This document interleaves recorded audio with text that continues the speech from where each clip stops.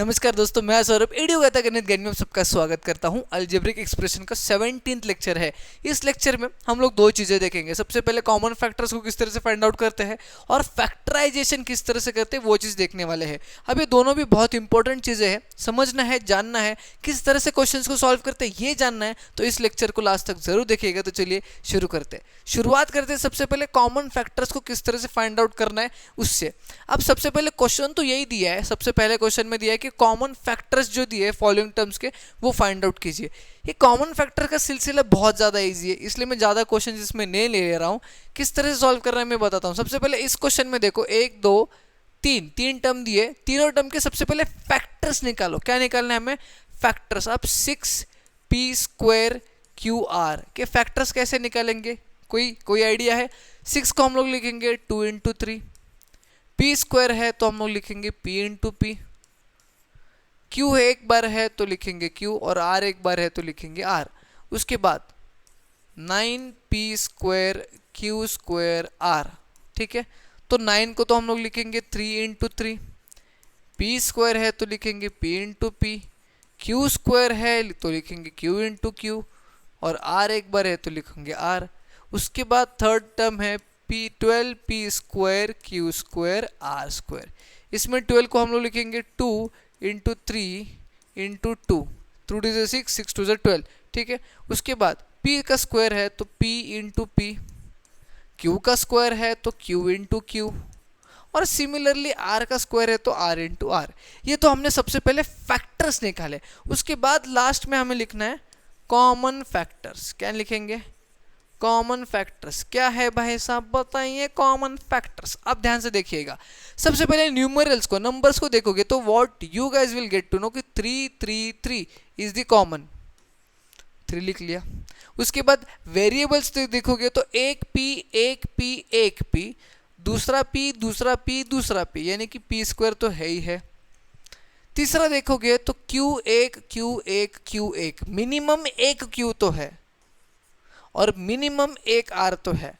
So 3p² QR is your common factor, यानी कि ये एक ऐसा फैक्टर है जो ये तीनों टर्म्स में अवेलेबल है और उसी फैक्टर को हम लोग कॉमन फैक्टर कहने वाले हैं। एंड आई होप आपको कॉमन फैक्टर कैसे फाइंड आउट करते हैं ये पता चल गया होगा। अगर पता चल गया है तो अभी साइमल्टेनियसली हम लोग ये जो सेकंड सब क्वेश्चन है उसको सॉल्व करते हैं। चलिए सॉल्व करते समय एक चीज ध्यान में रखिए, सबसे पहले सबका फैक्टर्स निकालिए।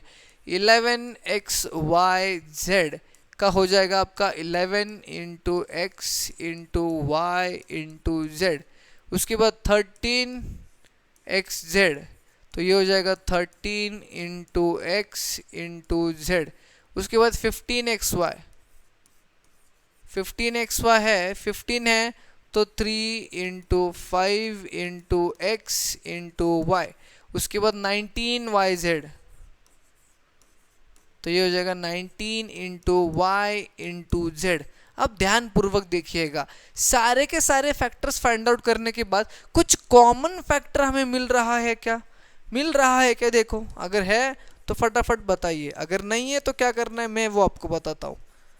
मिल रहा है कि कोई कॉमन फैक्टर? नहीं सर, क्योंकि इसमें एक x, एक y, एक z है। इसमें एक x है, इसमें एक x है, बट इसमें x है ही नहीं।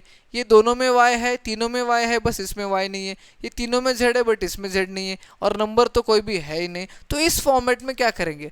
अब आप 11xyz में एक कॉमन फैक्टर आपका एक और है, एक फैक्टर एक और है 1, इसमें भी एक फैक्टर एक और है 1, इसमें भी एक 1 और इसमें भी एक 1, क्योंकि सारे चीज़ों को 1 से मल्टीप्लाई करोगे तो वही सारी चीज़ें आने वाली है। तो इस केस ऑफ सिनेरियो में आपका कॉमन फैक्टर क्या आने वाला है?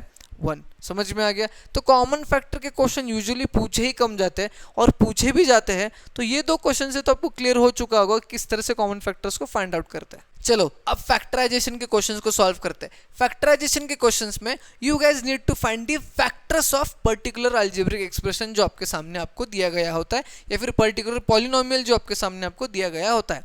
इस केस ऑफ सिनेरियो में सबसे पहले सब क्वेश्चन की अगर बात करें तो दैट इज 360p³ QR, सबसे इजी क्वेश्चन, ठीक है, जिसके लिए 360 के फैक्टर्स आपको कॉमन फैक्टर्स 360 के फैक्टर्स आपको फाइंड आउट करने पड़ेंगे। 2180 290 245 3 1 5 3 5 5 1 हो गया। तो ये आपके सबसे पहले तो फैक्टर्स 360 के आ गए, 2 into 2 into 2 into 3 into 3 into 5 into P cube है तो 3 बार पी, क्यू एक बार है तो एक बार क्यू, और आर एक बार है तो एक बार are. So this is what we need to find in this first sub question। 360 p cube qr का फैक्टराइजेशन करोगे तो कुछ इतने फैक्टर्स आपको आने वाले हैं। Is that clear for you? ये सबसे बेसिक और आसान सा क्वेश्चन है, इसलिए आपको इसमें किसी भी प्रकार का डाउट नहीं आएगा।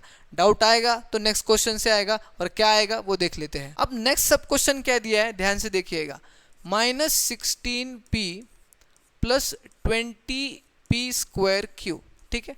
इसके फैक्टर्स निकालने हैं, कॉमन फैक्टर्स निकालने हैं, फिर फैक्टराइजेशन आपको करना है यहाँ पे। तो ध्यान से देखिएगा, एक छोटा सा ट्रिक बताऊंगा जिससे आप आसानी से आंसर फाइंड आउट कर लोगे। सबसे पहले तो देखिए -16p और 20p स्क्वायर क्यू, ये पूरे टर्म में ऐसा क्या चीज़ कॉमन है जो हम कॉमन जो है वो बाहर निकाल सकते हैं। जैसे कि 16 और 20 ये किस चीज़ के टेबल में आता है? जी हाँ सर, 4 के टेबल में आता है। 4 के टेबल में आता है तो 4 में बाहर निकालूंगा। यहाँ पर एक p है, यहाँ पर 2p है, तो p कॉमन है यहाँ पे, तो मैं p को भी कॉमन निकालता हूँ। तो 4p को अगर मैं कॉमन निकालता हूँ तो अंदर क्या बचेगा, यहाँ पे क्या बचेगा, -4p, क्योंकि 4 4 16, p नहीं बस -4 बचेगा क्योंकि p तो कॉमन निकाल लिया। प्लस 20 को 4 से डिवाइड करेंगे तो 5, p स्क्वायर में से एक p गया तो एक p बचा, और ये बचेगा pq।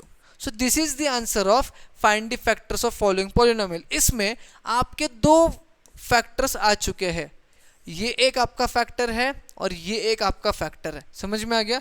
दो फैक्टर्स आ चुके हैं जिसको मल्टीप्लाई करने के बाद ये पर्टिकुलर आपका जो था वो पॉलिनोमियल आ रहा था। ये पॉलिनोमियल दिया है, इसका फैक्टराइजेशन आपको करना है तो कुछ इस प्रकार से करना है। सिमिलरली नेक्स्ट क्वेश्चन को अगर आप देखोगे, नेक्स्ट क्वेश्चन दिया है आपको 2a cube -6a raise to 4 -10a raise to 2, ठीक है।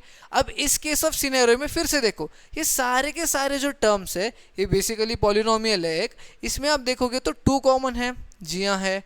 a cube a raise to 4 a square क्या कॉमन है, a स्क्वायर कॉमन है, जी हाँ सर। a स्क्वायर कॉमन निकालते तो यहाँ पे क्या बचेगा, 2a क्यूब में से 2a स्क्वायर जाएगा तो बस a बचेगा, -6a रेज टू 4 में से 2a स्क्वायर जाएगा। अब यहाँ पे 6a रेज टू 4 को अगर आप 2a स्क्वायर से डिवाइड करते हो तो 2 1 जार 2 3 जार ये 2 जाएगा और यहाँ पे 2 बचेगा, यानी कि 3a स्क्वायर बचेगा। तो यहाँ पे लिखोगे -3a स्क्वायर। यहाँ पे 10a स्क्वायर, अगर आप 2a स्क्वायर कॉमन निकाल रहे हो तो 10a स्क्वायर को डिवाइड करोगे तो -5 ही बचने वाला है। तो इस केस ऑफ सिनेरियो में these two are the factors of this polynomial. समझ में आ गया? जैसे इस केस ऑफ सिनेरियो में ये दो फैक्टर्स थे, इस केस ऑफ सिनेरियो में ये दो आपके फैक्टर्स रहने वाले हैं। सिमिलरली नेक्स्ट क्वेश्चन की अगर हम लोग बात करें तो नेक्स्ट क्वेश्चन में दिया है 15a plus b plus x into a plus B. Again question को तो कंफ्यूज कर रहा है आपको, ध्यान से देखिएगा क्वेश्चन में क्या चीज है जो कॉमन है। यहाँ पे देखो, इस टर्म में a प्लस बी कॉमन है, जी हाँ सर। इस टर्म में a प्लस बी कॉमन है, जी हाँ सर। तो आप ले लीजिए a प्लस बी बाहर एज अ कॉमन। जब a प्लस बी बाहर लेते हो कॉमन तो दूसरा ब्रैकेट में क्या बचेगा, 15 प्लस x, क्या बचेगा 15 plus x। Again these twos are the factors what we need to find.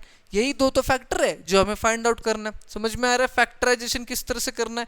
Simple है, जो भी पॉलिनोमियल आपको दिया है उसमें कॉमन टर्म क्या होगा, कॉमन फैक्टर क्या होगा, उसको बाहर निकाले। बाहर निकलने के बाद ब्रैकेट के अंदर जो बचेगा वो एक फैक्टर, बाहर जो निकला है वो एक factor. Is that clear for you? यहाँ पे जैसे ये दो एक अलग फैक्टर है, ये दो अलग फैक्टर है, ये दो अलग फैक्टर है। अब इसका जो लास्ट सब क्वेश्चन है जो दिखने में तो बड़ा है बट कैसा है सॉल्व करने के लिए वो देखेंगे अभी। लास्ट सब क्वेश्चन को लिख के निकालते हैं, लिख के निकालने से हमें क्लियर हो जाएगा। 16m square n square p, m 2 है n 2 है p 1 है, plus 12m p square n, आगे 36m square n p plus 30 m square n square p square, 30 m square n square p square, 36 m square n p, 12 m p square n और 16 m square n square p square. इसका factorisation करना है, factors find out करने, वही simple step 16, 12, 36, 30। अब मुझे बताइए ये किस चीज़ के टेबल में आने वाला है, यानी कि इसका क्या कॉमन फैक्टर निकल सकता है, बताइए। चलो जैसे कि सबसे बेसिक अगर मैं बात करूँ तो 2 है, क्योंकि 2 के टेबल में 18 भी आता है, 16 भी आता है, 12 भी आता है, 36 भी आता है और 30 भी आता है। चलो 2 कॉमन ले लेता हूँ। उसके बाद यहाँ पे 2 m है, यहाँ पे 1 m है, यहाँ पे 2 1, यहाँ पे 2, यहाँ पे 2 p, 2 n, 2 1 n, 1 n, 2 n, यानी कि आप देखोगे इसमें इसमें इसमें और इसमें कम से कम एक m, कम से कम एक n, कम से कम एक p तो है, यानी कि m n p हमारा फैक्टर जो है वो निकल सकता है बाहर, यानी कि 2 m n p को अगर हम लोग बाहर निकालते हैं in the form of common factor तो अंदर क्या बचेगा, 2 8 जार 16, 2 m में से एक गया एक बचा, 2 n में से एक गया एक बचा, p तो चला गया कुछ नहीं बचा, 2 6 जार 12, m चला गया, 2 p में से एक p गया एक p बचा और n चला गया कुछ नहीं बचा, 36, 2 18 जार 36, 2 m में से एक गया एक बचा और वो सिंगल थे वो दोनों चले गए, प्लस 2 15 जार 30, आगे 2 m में से एक गया एक बचा, 2 n में से एक गया एक बचा, 2 p में से एक गया एक बचा। This is your final answer, जिसमें ये एक आपका फैक्टर है और ये पूरा आपका एक फैक्टर है। समझ में आ गया। और यही दो फैक्टर्स को जब आप मल्टीप्लाई करते हो तो ये जो है बड़ा वाला पॉलिनोमियल आपका आने वाला है। समझ में आ गया। फैक्टराइजेशन कैसे करेंगे, जब आपके यूजुअली कॉमन फैक्टर्स निकल रहे होते हैं। अब यहाँ पर भी हमें फैक्टराइजेशन ही करना है नेक्स्ट क्वेश्चन में, बस यहाँ पे रीग्रुपिंग द टर्म्स के फॉर्म में करना है। सबसे पहले रीग्रुपिंग द टर्म्स क्या होता है वो भी बताता हूँ और क्यों यूज करते हैं ये भी बताता हूँ। क्यों यूज करते हैं, जैसे कि पिछले क्वेश्चन में हमने देखा फैक्टर्स निकालने थे, एक कॉमन जो आ रहा था उसको बाहर निकाला, जो अनकॉमन था वो ब्रैकेट में डाल दिया, तो वो दोनों के दोनों फैक्टर सबके आ गए। बट ये जो अलजेब्रिक एक्सप्रेशन या फिर ये जो पॉलिनोमियल्स आपको दे रहे हैं, इसमें कोई भी ऐसी चीज़ नहीं रहने वाली है जो पूरा का पूरा टर्म में कॉमन निकलेगा, यानी कि पूरे के पूरे पॉलिनोमियल में से ऐसा कोई एक टर्म रहने ही नहीं वाला है जो कॉमन निकलेगा। तो जब ऐसे क्वेश्चंस आएंगे तो रीग्रुप करके हम लोग जो है वो फैक्टराइज कर सकते हैं। कैसे करना है रीग्रुप, मैं अभी आपको बताता हूँ। सबसे पहले क्वेश्चन लिखे 10ab plus 5a plus 2b plus 1। अब देखो इसमें ऐसा कोई भी एक टर्म नहीं है जिसको आप कॉमन निकाल सकते हो, क्योंकि देखो यहाँ पर एक है था यहाँ पे a है ही नहीं और यहाँ पे तो कोई वेरिएबल भी नहीं है। समझ में आ गया।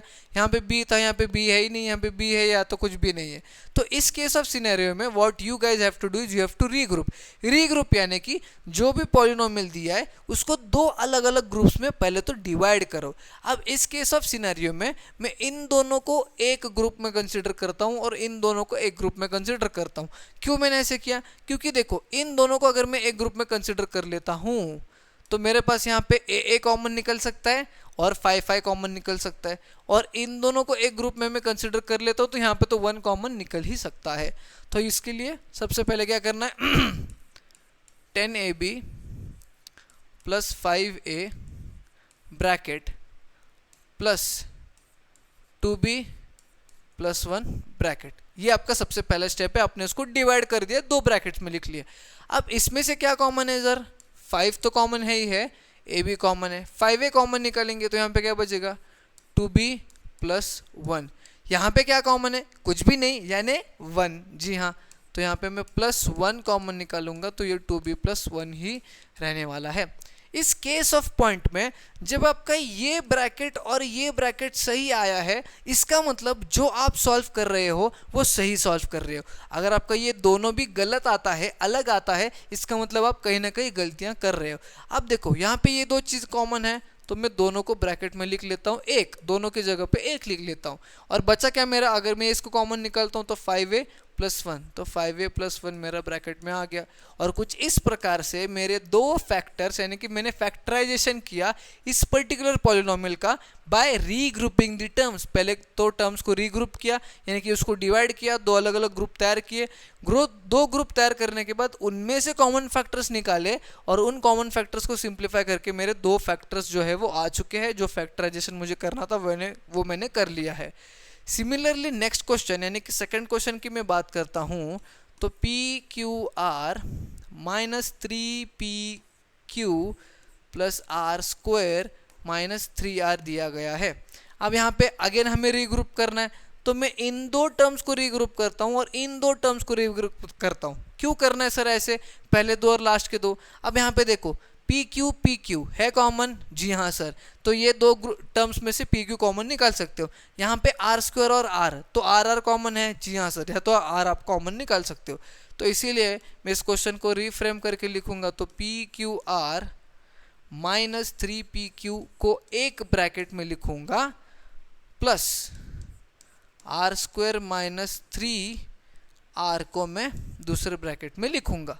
अब देखो पहले ब्रैकेट में क्या कॉमन है, PQ, तो मैं PQ कॉमन निकाल लेता हूं, तो यहाँ पे बचेगा R माइनस 1, ठीक है, R माइनस 3 प्लस यहाँ पे देखो आर स्क्वायर और आर में क्या कॉमन है, R कॉमन है, तो यहाँ बचेगा R माइनस 3। अगर मैंने आपको क्या कहा था, चेक करना है कि ये R माइनस 3 ये R माइनस 3 सेम आ रहा है, सेम आ रहा है, और ये R माइनस 3 सेम है, कॉमन है, तो मैं उनको कॉमन निकाल लेता हूँ R माइनस 3 यहाँ पे। अगर R माइनस 3 कॉमन आएगा तो बचा हुआ क्या है, PQ प्लस R, जिसको मैं ब्रैकेट में डाल दूंगा। तो कुछ इस प्रकार से R minus 3 and PQ plus R are the two factors for this particular polynomial and we have factorized them with the method of regrouping the terms. Is that clear for you? Last question है third, कर लेते हैं और जानते हैं किस तरह से फाइंड आउट करना है। पहले तो क्वेश्चन को लिख लेते हैं, उसके बाद हम लोग सोचते हैं क्या करना चाहिए। x into x plus y minus 10x minus 10y, ठीक है, रीग्रुप करना है। सबसे पहले तो इसको सिंप्लीफाई कर दो, ब्रैकेट में मल्टीप्लाई कर दो, x into x is x square plus x y minus 10x minus 10y, ठीक है, ये एक पॉलिनोमियल आ गया। अब इसको रीग्रुप करना है, किस तरह से करेंगे देखते हैं। अब देखो सर यहाँ पे एक्स स्क्वायर है, यहाँ पर x है, यानी कि इसमें x कॉमन है, इसका एक ग्रुप बना लेता हूँ। सर यहाँ पे 10 भी है, तो मैं इसको एक ग्रुप बना लेता हूँ। तो मैं यहाँ पे क्या कॉमन निकल सकता हूँ, x, अगर यहाँ से x कॉमन निकलता हूँ तो यहाँ पे बचेगा x प्लस वाई। यहाँ पर 10 कॉमन निकालना है, बस माइनस भी तो कॉमन है, तो माइनस दोनों जगह है, तो माइनस कॉमन निकाला, 10 कॉमन निकाला, और जब माइनस को बाहर निकालते हो तो अंदर प्लस हो जाता है, यानी कि ये हो जाएगा x plus y. Again reality check, x plus y same है, यानी कि हम लोग सही कर रहे हैं। अब x प्लस वाई कॉमन है, तो हम यहाँ पे x प्लस वाई एक ही लिखेंगे, और बचा हुआ x माइनस 10 दूसरे में लिखेंगे, और कुछ इस प्रकार से हमारे दो फैक्टर्स आ चुके हैं बाय रीग्रुपिंग दी टर्म्स। तो आई होप आपको फैक्टराइजेशन, जो कॉमन फैक्टर्स वाला मेथड और रीग्रुपिंग वाला मेथड, दोनों भी मेथड समझ में आ चुका होगा। अब इन दोनों मेथड्स के जितने भी क्वेश्चंस आपको मिलेंगे ना, ज़्यादा ज़्यादा क्वेश्चंस को सॉल्व करो ताकि आप भी परफेक्ट बन सको। फिलहाल इस वीडियो को एक लाइक ज़रूर करना अगर आज का लेक्चर आपको पसंद आया हो, समझ में आया हो। ज़्यादा से ज़्यादा बच्चों में शेयर करना, नहीं हो तो चैनल को सब्सक्राइब करके जाना। हम मिलेंगे न्यू वीडियो में।